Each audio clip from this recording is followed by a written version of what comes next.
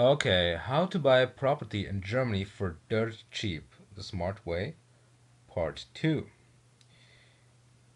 Now, if you've been watching part 1, you know that in Germany, very often people have to sell their property because they're in financial trouble and the bank is simply forcing them to do so. And these people are really not really keen on selling their property and they're trying to kill the deal, and it's really hard to negotiate with them because they're waiting for a better offer to come. And in this video, and this is actually the second video that I'm doing on this topic, I'll show you another smart way that you can use in a lot of cases to get property for dirt cheap. Okay, so let's get started.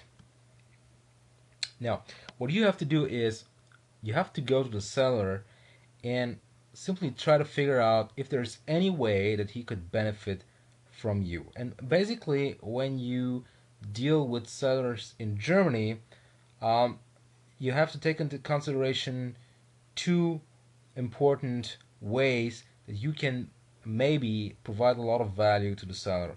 First of all, people in Germany usually want to send their children to the United States or to United Kingdom to spend a year there and learn the language and go to high school or study or whatever.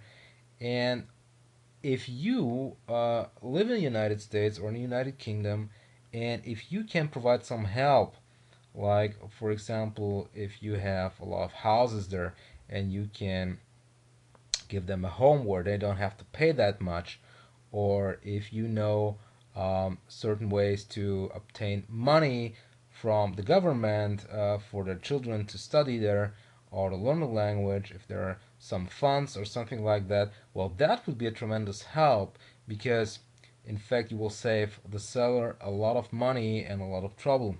Or maybe the seller is producing something, some kind of technology that is very competitive and it could be easily sold in the United States.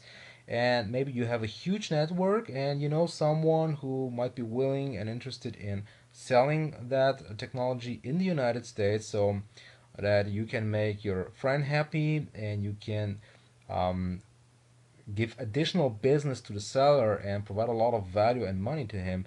And this is something that he might be willing to, in exchange for this additional business or in exchange for the help that you can provide for his children, for example, he might be willing to sell the property at a lower price. So what you have to do is simply put, you've got to try to find something that you can provide quickly and easily without spending much time and money and without risking your reputation, and that has at the same time a lot of perceived value to the seller and something that the seller might be willing to exchange for a lower price. And what you have to do is when you find something, when you agree with the seller on this additional benefit that you're willing to provide, you have to include a wording in the contract that makes sure that you'll deliver. Because otherwise, look, the seller doesn't know you, he doesn't really trust you, and he maybe doesn't like you.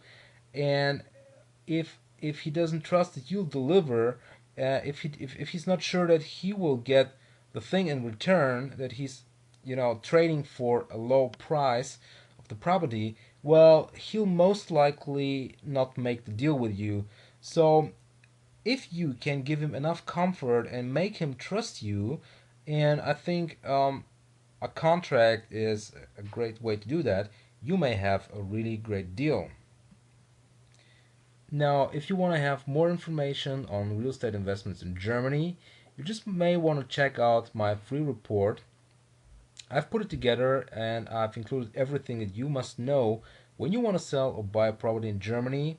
It's jam-packed with a lot of very valuable information. Just click on the link below if you're watching this video on YouTube, or visit my website at stavrev-attorney.info and grab a free copy of my special report. So I wish you all the best and good luck in Germany. Bye bye.